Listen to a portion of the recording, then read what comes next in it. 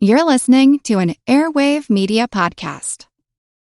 What does Sputnik have to do with student loans? How did a set of trembling hands end the Soviet Union? How did inflation kill moon bases? And how did a former president decide to run for a second non-consecutive term? These are among the topics we deal with on the My History Can Beat Up Your Politics podcast. We tell stories of history that relate to today's news events. Give a listen. My History Can Beat Up Your Politics, wherever you get podcasts.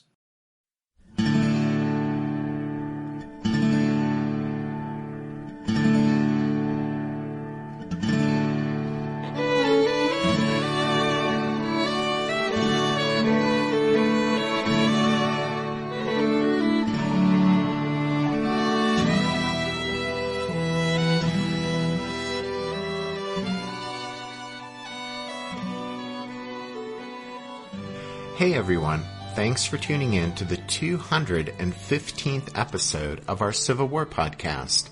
My name is Rich. And I'm Tracy. Hello y'all. Welcome to the podcast. When we left off last time, it was about 4:30 on the afternoon of October 8th, 1862, and northwest of Perryville, Kentucky, Alexander McCook's Corps of the Federal Army of the Ohio was fighting for its very existence.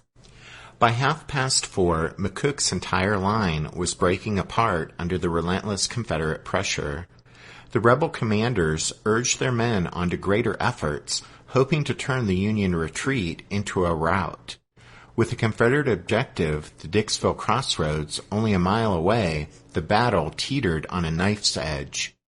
While McCook's Corps battled the Confederates, the Army of the Ohio's commander, Major General Don Carlos Buell, enjoyed a quiet afternoon not far away. Buell was still very sore from the fall from his horse the day before, and although initially he had planned to strike the Confederates at Perryville on October 8th, his army had been slow to move into position for the attack, and so, as we mentioned previously, Buell assumed that meant the battle would be delayed until the next day. The rebels, however, had other plans, and by 4:30 on the afternoon of the 8th, their attack had pushed McCook's First Corps to the breaking point. Buell was at his headquarters at the James Dorsey House, about 2 miles to the south from where McCook's Corps was fighting for its life. However, just the right combination of terrain and weather conditions created an effect known as an acoustic shadow, and it prevented Buell from realizing that major combat was going on just a short distance away. Put simply, because of this acoustic shadow, the sound of the fighting didn't reach Buell's headquarters. There were other Civil War battlefields where acoustic shadows were reported, but the most famous occurrence is probably here at Perryville. So, as strange as it may seem, Buell had no idea until late afternoon that a major battle was in progress a stone's throw from his headquarters. All Buell heard, as he later described it, was, quote, a sudden increase of cannonading at 2 o'clock, but as the firing as suddenly subsided and no report came to me, I had ceased to think of the occurrence. In the middle of the afternoon, Buell and 3rd Corps Commander Charles Gilbert ate a leisurely lunch, while nearby, McCook's Federals were locked in desperate combat with the attacking Confederates. Colonel John Harlan of the 10th Kentucky, which was camped near the Dorsey House that day, confirmed in a letter how oblivious the Army commander remained. Harlan said, quote, I was within 100 yards of Buell's headquarters during the whole time of the battle. I heard no firing from the direction of the battlefield, and if I did not hear it, Buell could not have done so. Then, about 4 p.m., one of McCook's staff officers galloped up to the Dorsey House and, as Buell later recalled, reported that First Corps, quote, had been seriously engaged for several hours and that the right and left of that corps were being turned and severely pressed, end quote. And so while the Confederate assault had started at 2 o'clock, it wasn't until 4 p.m. that Buell received the news that First Corps was under serious attack and was hard-pressed by the rebels. McCook asked for help. Buell was stunned by this unexpected development and by the potential for disaster, and he immediately ordered 2 brigades from Gilbert's 3rd Corps to move north and assist McCook. And so about 4:30, Colonel Michael Gooding's brigade of Mitchell's division and Colonel James Stedman's brigade of Scheff's division started their march north toward the Dixville Crossroads, with Gooding's brigade in the lead. The soonest these reinforcements could arrive at the crossroads, though, would be about 5:30. Meanwhile, 1st Corps struggled to survive. Terrell's and Little's brigades were shattered, while Harris's men in the center sought to escape and find a spot to make a stand. On the Union left, Starkweather was about to pull his regiments back off Starkweather Hill, but they would be closely pressed by the rebels, and such a dangerous withdrawal might turn into a panicky retreat at any moment. In essence, the battle had become a race to see if the attacking Confederates could push to and seize the Dixville Crossroads before the Federal reinforcements arrived on the scene to assist McCook's men. And now another factor came into play as the sun began to set, so if the Yankees could only hold out a little while longer, darkness would bring an end to the fighting.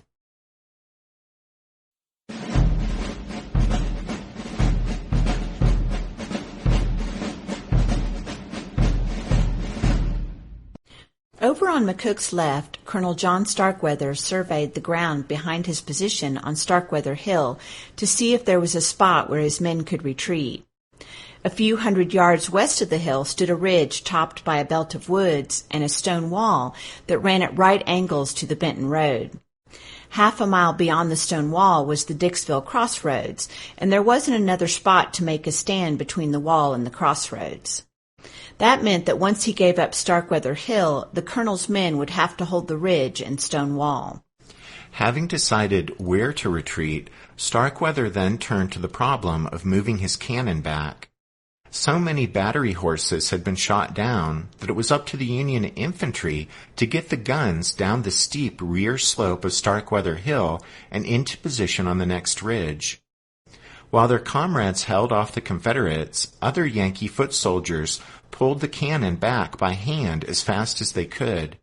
But only 6 of the 12 guns were withdrawn before a third rebel charge swarmed over Starkweather Hill. The hard-pressed regiments of Starkweather's 28th Brigade fell back under covering fire from their artillery. The 3 veteran outfits withdrew in good order, but confusion reigned as the Federals regrouped behind the stone wall. Shattered units from the open knob fight had congregated in the area, and survivors of the 21st Wisconsin milled around behind the wall. William Terrell was here also, and he was mortally wounded while trying to reorganize his men. General McCook appeared on horseback and helped Starkweather gather as many troops as possible to defend the position. Manny's and Stewart's Confederates crested Starkweather Hill about 4:30 and saw the stone wall position in front of them. These 2 brigades were running out of time, men, and energy. They had already taken 2 hills defended by Federal infantry and artillery and now faced a third. Most of the rebel units had already suffered over 40% casualties. Several regiments had lost all of their field officers. And yet, for the 3rd time that afternoon, these 2 Confederate brigades moved to the attack. Starkweather had his men ready for this last rebel charge. At some spots, the Federal soldiers were packed 6 deep behind the stone wall, and the Yankees met the Confederates with the storm of musketry and artillery fire that, quote, made sad havoc of their lines, according to the 21st Wisconsin's Sergeant John Otto. A private in the 1st Wisconsin later said, quote, "It was not generalship there. It was simply the fighting, staying qualities of the Union soldier." The Confederate assault melted before this stream of shot and shell, and the rebels were forced to retreat back to the safety of the east slope of Starkweather Hill. With this final effort, the rebels were played out in this sector.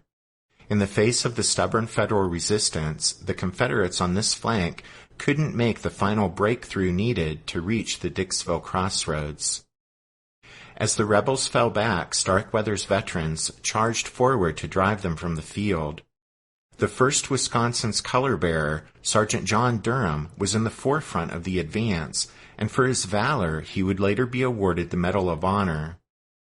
A melee ensued atop Starkweather Hill, and a private in the 1st Wisconsin carried off a Confederate battle flag from Manny's brigade as a prize. The exhausted rebel soldiers retreated back toward Open Knob in the face of this determined Union counterattack. As darkness started to cover the battlefield, musket fire from the 79th Pennsylvania and 24th Illinois continued to lash the reeling Confederates, while the men of the 1st Wisconsin manhandled back to safety those Federal cannon that had been previously captured by the rebels. Once that job was successfully completed, Starkweather pulled his battered but victorious regiments back to the stone wall.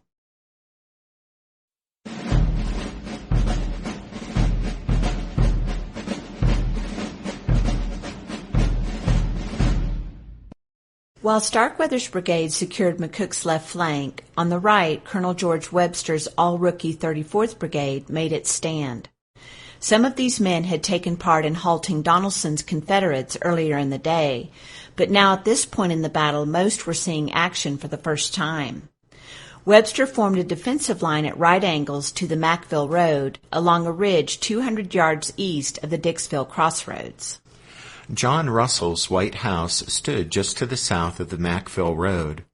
The 80th Indiana, 98th Ohio, and 121st Ohio stood in front, while the 50th Ohio, whose colonel had deserted them, remained in reserve. The 6 guns of Captain Samuel Harris's Indiana battery provided artillery support. For their part, the Confederates had become so disorganized by their pursuit of the retreating Federals on this section of the battlefield that, as Patrick Cleburne admitted, the rebels were forced to halt their advance and reorganize. Once that was accomplished, though, the Confederates here pressed forward once again, with the brigades of Brown, Wood, Cleburne, and Adams all trying to drive back the Yankees and reach the Dixville Crossroads. Brown's brigade fell off the pace as Brown suffered a wound and his men ran out of ammunition. Adams' troops were distracted by Federal artillery fire from the south, from guns of Gilbert's 3rd Corps, and Adams' advance ground to a halt. Meanwhile, Cleburne's and Wood's men attacked the Yankees head-on, pushing close to the Union line before being pinned down. Poor coordination between the Confederate units blunted some of the attackers' power, but they still hit Webster's Federals hard. Webster tried to hold his rookies in line, but several units broke and ran in the face of the Confederate onslaught. Then Webster went down with a mortal wound, and the 34th Brigade disintegrated. However, Division Commander Lovell Rousseau was working nearby to rally some of Harris's and Little's troops who had previously retreated before the earlier Confederate attack, and now Rousseau personally led these men back into the fight to stem this rebel assault. Desperate times call for desperate measures, and at this critical juncture in the battle, the 1st Corps' Engineer Detachment also went into the fight as infantry. Rousseau moved up and down the line, oblivious to Confederate fire, waving his cap at the tip of his sword. His display of bravery had the desired effect on the wavering Union troops, and the shaky defensive line at the Russell House held together, for now. Patrick Cleburne pushed his men forward to within 75 yards of the Yankees' position at the Russell House, but then his advance ground to a halt because of a combination of the furious Federal defensive fire, his own men running low on ammunition, and the fact that he had no support on either of his flanks. About this time, Cleburne, who had been wounded in the face at the Battle of Richmond, now received another wound that temporarily put him out of action. Sam Wood's brigade of Confederates pushed even closer to the Federal line and were on the verge of completing the rout of Webster's Greenhorns. Despite being wounded, Wood led his men forward toward a fence defended by the 80th Indiana and 121st Ohio. One of Wood's Alabamians later recalled that, quote, "We got within 30 yards of the fence, but our ranks were so badly thinned that we could not get to them.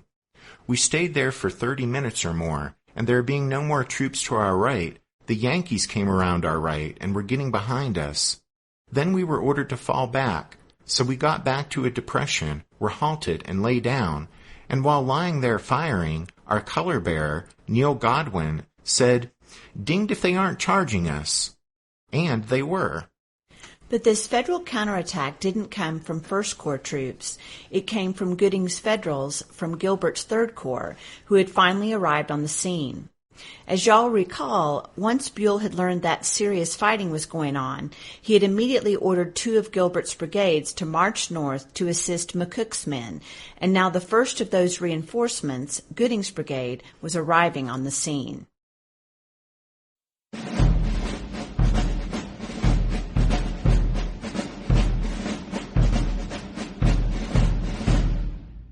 Colonel Michael Gooding, a Prussian Army veteran, brought up a brigade of 3 Illinois and Indiana regiments, totaling about 1,400 men.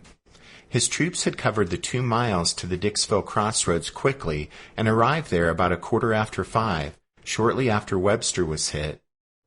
Gooding's guide later described how they rounded a bend in the road and suddenly came upon the fighting.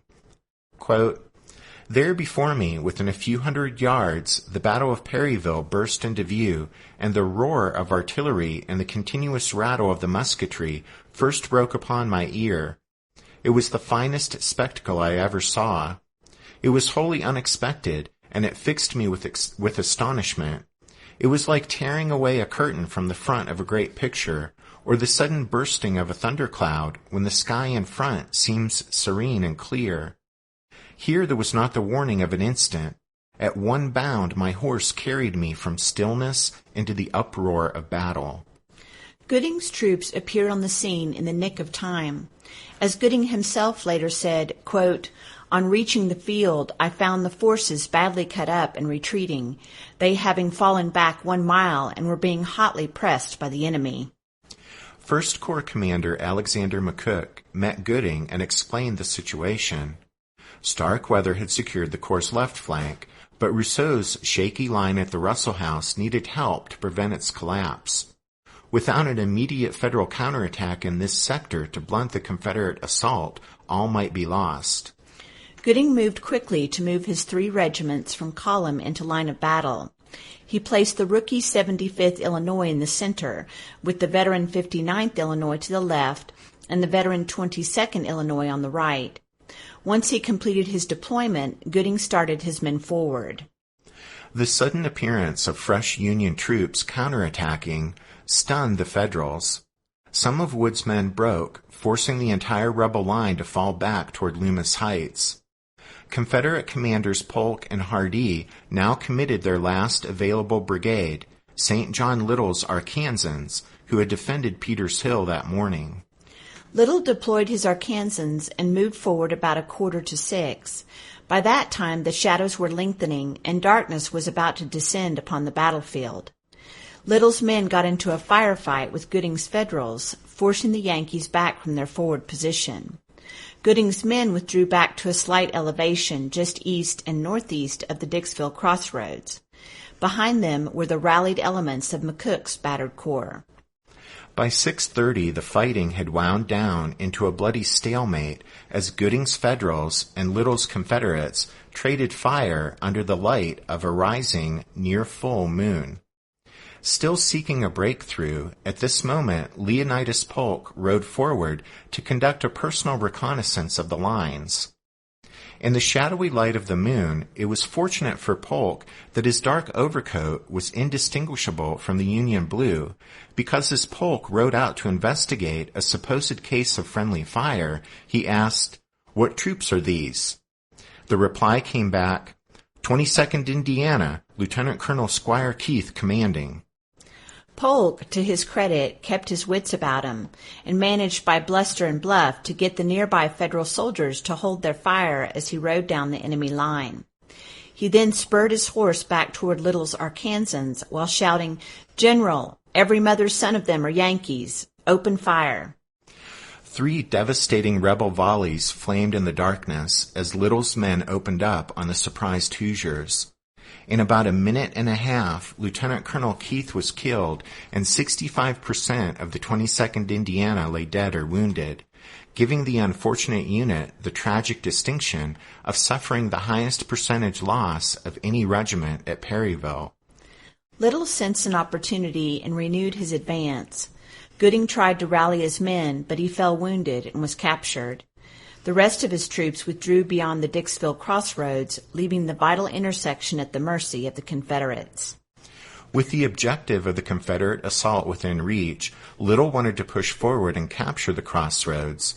But as he and Polk discussed the situation, they heard the Federals nearby begin cheering, signaling the arrival of Steedman's brigade of reinforcements from 3rd Corps. As you guys will recall, Steedman had been following behind Gooding and had now arrived on the scene. Polk was still shaken by his encounter with the Federals in the darkness, and realizing what the enemy cheering meant, Polk now turned to Little and declared, quote, "I want no more night fighting," end quote. Polk ordered the Arkansans to hold in place, and the fighting on the northern end of the battlefield came to an end, although a thin screen of rebel skirmishers did stand at the Dixville crossroads, maintaining a tenuous hold on the Confederate objective.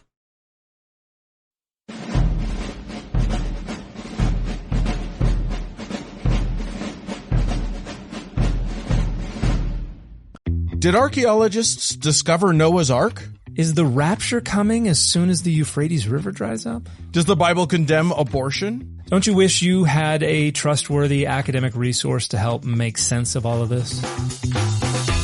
Well, I'm Dan Beecher, and he's award-winning Bible scholar and TikTok sensation Dr. Dan McClellan, and we want to invite you to the Data Over Dogma podcast, where our mission is to increase public access to the academic study of the Bible and religion, and also to combat the spread of misinformation about the same. But, in a fun way. Every week we tackle fascinating topics, we go back to source materials in their original languages, and we interview top scholars in the field. So whether you're a devout believer, or you're just interested in a clear-eyed, deeply informed look at one of the most influential books of all time, we think you're going to love the Data Over Dogma podcast, wherever you subscribe to awesome shows. What's something you learned in history class that you feel wasn't the whole truth? Better yet, what's something you didn't learn at all that was omitted completely? That's what I'd like to call redacted history. I believe that all history, no matter how good or bad, needs to be told. There are wars, massacres, battles, and entire historical events that are just not in our school's history books. Have you ever heard of Mary Bowser? I didn't think so. My name is Andre White, the host of the Redacted History Podcast, the place where history's forgotten events, heroes, and villains get their story told, one episode at a time. So come huddle around the campfire with me and get ready to hear the stories that you were robbed of. And get comfortable. We're going to be here a while. The Redacted History Podcast. Real history never dies. Stream the Redacted History Podcast on Apple Podcasts, Spotify, or wherever else you get your podcasts. While McCook's 1st Corps was being pushed toward the edge of destruction, down on the Springfield Pike, Gilbert's 3rd Corps had become more active. As you guys will recall, Braxton Bragg had ordered that most of the Confederate units be concentrated to the north of Perryville for his attack to smash the Federal line there. But Bragg didn't realize that 2 other Federal Corps were also close at hand, and so his dispositions meant that just 3,500 Confederates had been left west and southwest of Perryville to confront 42,000 men of the Federals' 2nd and 3rd Corps. Colonel Samuel Powell commanded the brigade of Mississippi, Tennessee, Arkansas, and Alabama troops that had been left to guard the Confederate center near Bottom Hill. At 4:15 that afternoon, Powell sent his men west in a reconnaissance in force, which promptly ran into Sheridan's and Mitchell's divisions of Federals. The heavily outnumbered Confederates quickly realized they had bitten off more than they could chew. After the Federals' superior numbers began to tell, and after some brief but intense fighting, the rebels fled back eastward toward Perryville. Mitchell sent Colonel William Carlin's brigade of Wisconsin, Ohio, and Illinois regiments in pursuit of the retreating Confederates. Carlin paused on the outskirts of town to deploy his men and position his artillery support. As Powell's Confederates fled across the Chaplin River into Perryville, 4 cannon of a Minnesota battery quickly dropped trail and began to lob shells into the town. Several buildings on Main Street were set ablaze by the Federal artillery fire. After the bombardment stopped, Carlin sent the 21st and 38th Illinois into Perryville.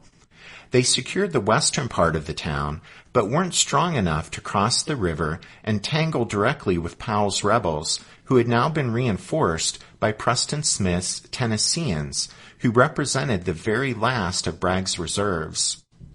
The Confederates hunkered down in the buildings on the east side of the Chaplain and traded fire with the Federals on the west side of the river. 9th Division Commander Robert Mitchell sensed that a superb opportunity lay in front of him to seize Perryville and smash the Confederate center, and Mitchell appealed to Gilbert for reinforcements. But Gilbert feared a trap, and he refused Mitchell's repeated requests for aid. Gilbert, already despised by many of the soldiers and officers of 3rd Corps, was later roundly condemned for not pushing forward and crossing the river. One officer stated that, quote, "If Nelson had lived and been in command of 3rd Corps, he would not have waited for orders, but would have regarded the actual fight going on as sufficient order that he should go in and assist in defeating the enemy." End quote. But Bull Nelson was dead, and Charles Gilbert would show no initiative to seize the moment, not when he lacked orders from Don Carlos Buell to move forward. And so darkness brought an end to the fighting in the streets of Perryville. About 7 p.m., the Battle of Perryville drew to a close as the firing up and down the line sputtered out. For its size, the battle had been a bloody affair. The Federals sustained just over 4,200 casualties, while the Confederates lost about 3,400 men. Most of those casualties came between the hours of 2 p.m. and 7 p.m. In 5 hours of brutal combat, approximately 7,500 men on both sides had been killed, wounded, or went missing. It was one of the worst per-hour casualty rates of any battle during the Civil War. A few days after the battle, Braxton Bragg, who had been in the thick of it at Shiloh, wrote of Perryville, quote, "For the time engaged, it was the severest and most desperately contested engagement within my knowledge."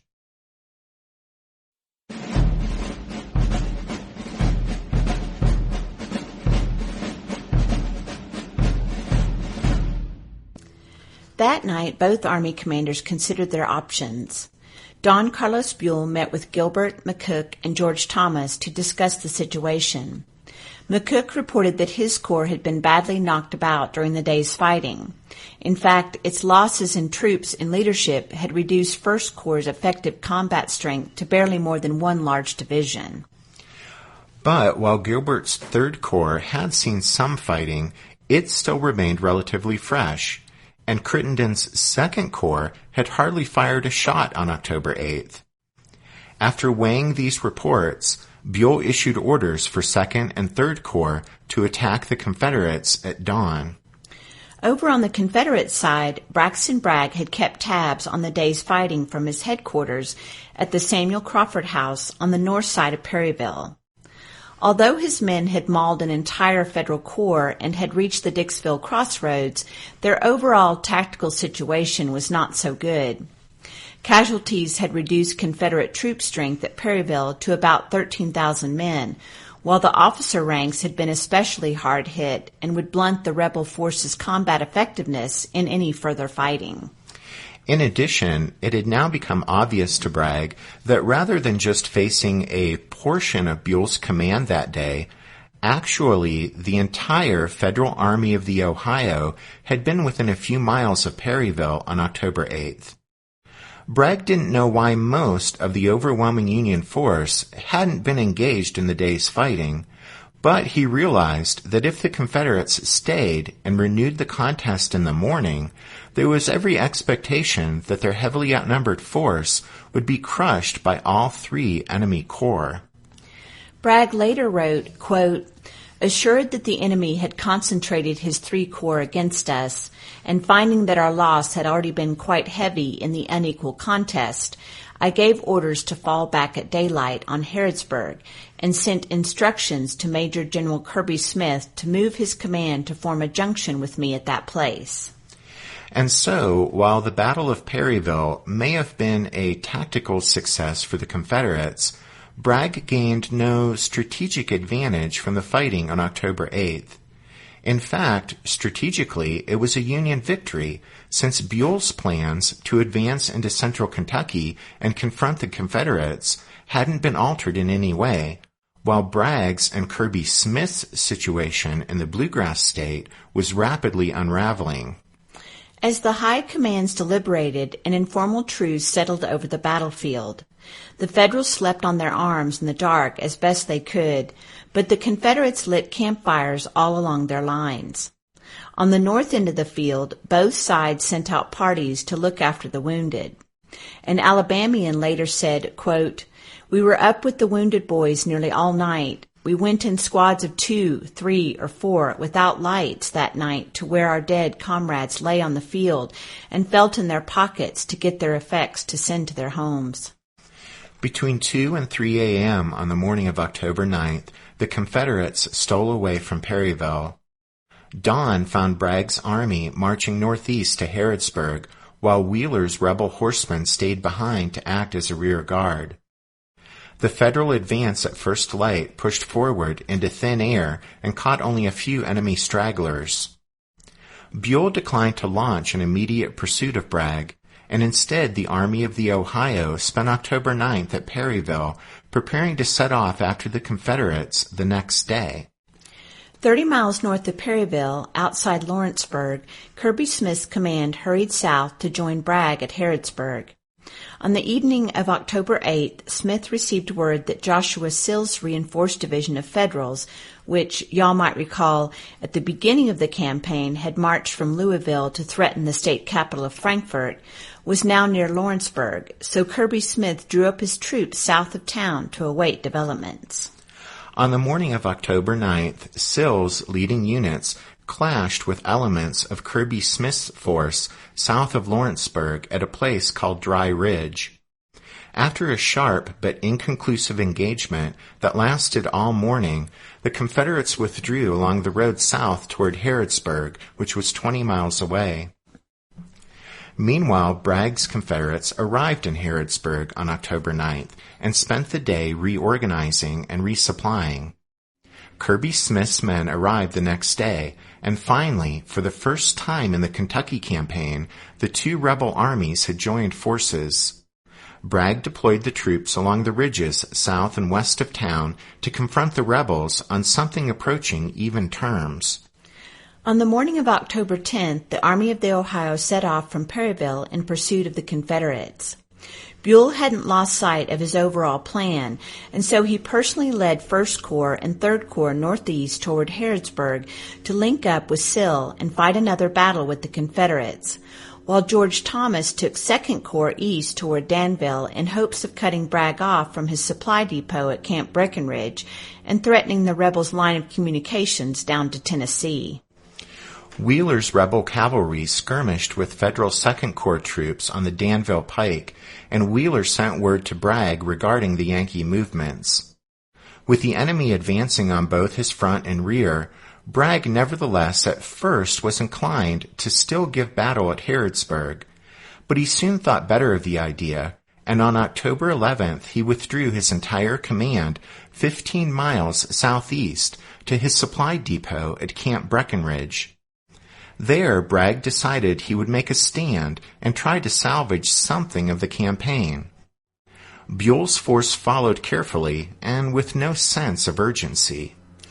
After he arrived at Camp Breckinridge, Bragg must have reflected on how the Federals had outmaneuvered him over the past 11 days and wrecked his campaign. His mood darkened as he dwelt upon the fact that the citizens of the Bluegrass State had failed to rally to the Confederate cause in any substantial way. On October 12th, Bragg sent an update to Richmond and gave vent to his frustration over the current state of affairs. At the end of his message, Bragg said, quote, "The campaign here was predicated on a belief and the most positive assurances that the people of this country would rise en masse to assert their independence. No people ever had so favorable an opportunity, but I am distressed to add there's little or no disposition to avail of it. Willing perhaps to accept their independence, they are neither disposed nor willing to risk their lives or their property in its achievement.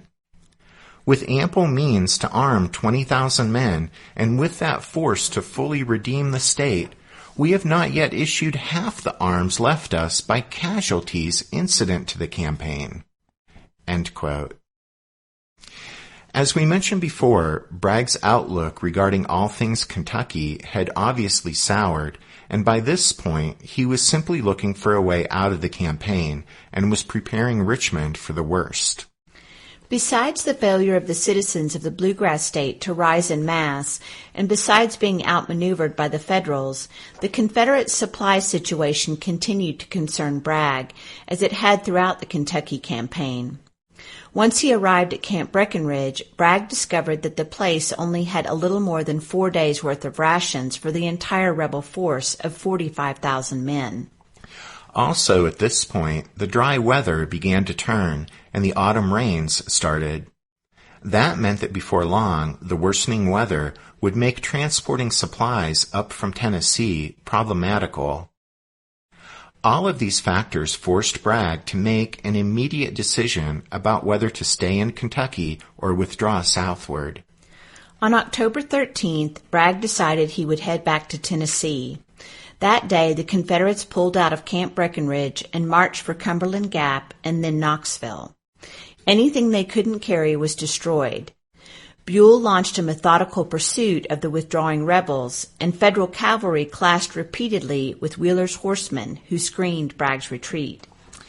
The rough country and Unionist bushwhackers also created problems for Bragg's soldiers, but by October 24th, much of the army had crossed through Cumberland Gap and back into Tennessee.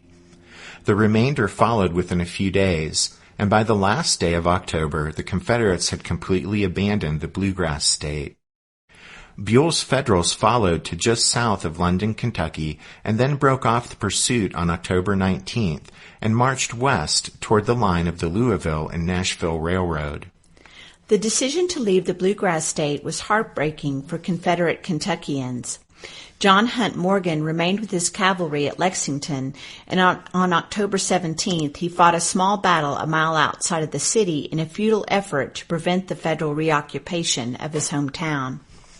Perhaps the saddest Kentuckians were John Breckinridge's Orphan Brigade soldiers, who by mid-October were finally on their way to join Bragg. They hadn't been anywhere near home since the previous February, and now each day the anticipation grew as they marched north from Knoxville. When the Orphan Brigade camped on October 16th, the mountains of Kentucky were in view, and the next morning the men formed up in full expectation of camping the following night in their home state. But just before the day's march began, a courier delivered orders for Breckinridge to return to Knoxville. Bragg's decision to end the campaign made any further northward move by the Orphan Brigade unnecessary. The Kentuckians spent the day there with the mountains still in view. At that evening's formation, the soldiers were quiet. One man said it was, quote, "the silence of stern manhood bowed down by bitter disappointment," end quote. The next day, news of the defeat at Perryville arrived, along with confirmation that the Orphan Brigade was to retrace its steps and return to Knoxville. On October 19th, the Confederate Kentuckians took one last look at home and then turned their faces southward, never to return to the Bluegrass State for the remainder of the war. Meanwhile, Buell's leisurely pursuit after Perryville had generated frustration and anger in Washington, and by late October, General-in-Chief Henry Halleck was again looking for a new commander for the Army of the Ohio. On October 24th, Buell was replaced by Major General William Rosecrans, who had recently won a victory at Corinth in northern Mississippi. And we'll have more to say about the Battle of Corinth in the near future on the podcast. At any rate, Rosecrans would soon take the army into Tennessee and leave Kentucky behind.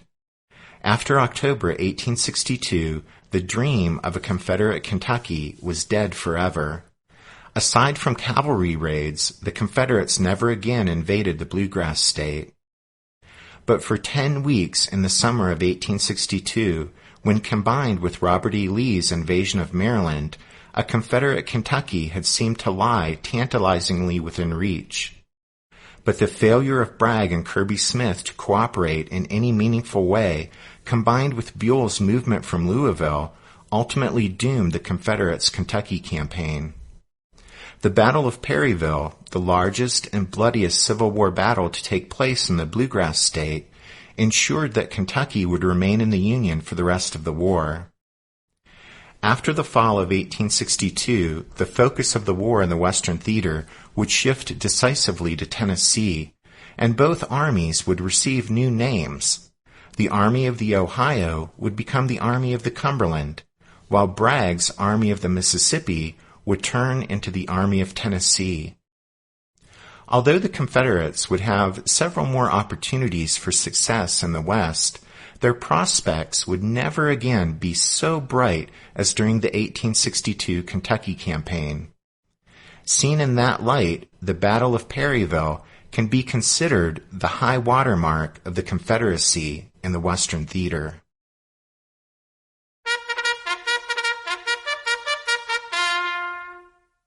That means it's time for this episode's book recommendation.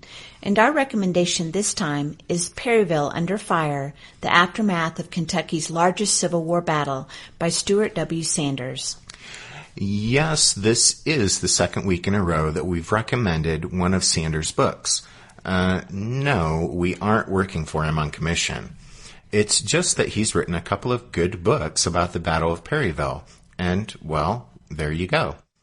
This book, Perryville Under Fire, looks at the fact that although the armies moved on after the battle, the locals were left to deal with the aftermath of the fighting, especially dealing with the dead and wounded.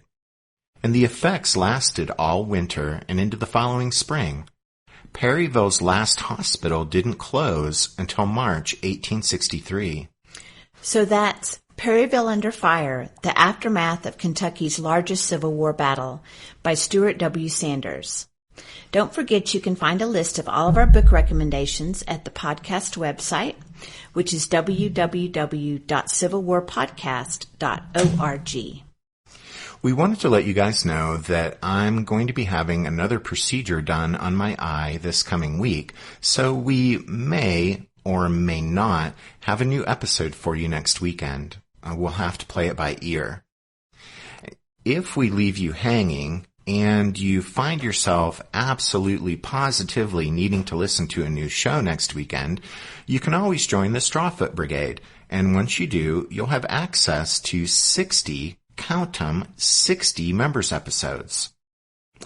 How is that for a segue into a plug for the Strawfoot Brigade? Smooth. Thanks. And we do want to thank the newest members of the Strawfoot Brigade, Ivan and Mark Etienne and Rebecca. Thanks, y'all. And thanks to Spiritwood Music for permission to use their song Midnight on the Water as the music you hear at the beginning and end of every episode of the podcast. Thanks, Spiritwood Music. And thanks to all of you for listening to this episode of The Civil War, 1861 to 1865, a history podcast. Tracy and I do hope you'll join us again next time, which may or may not be next weekend. But until then, take care. Thanks, everyone. Bye.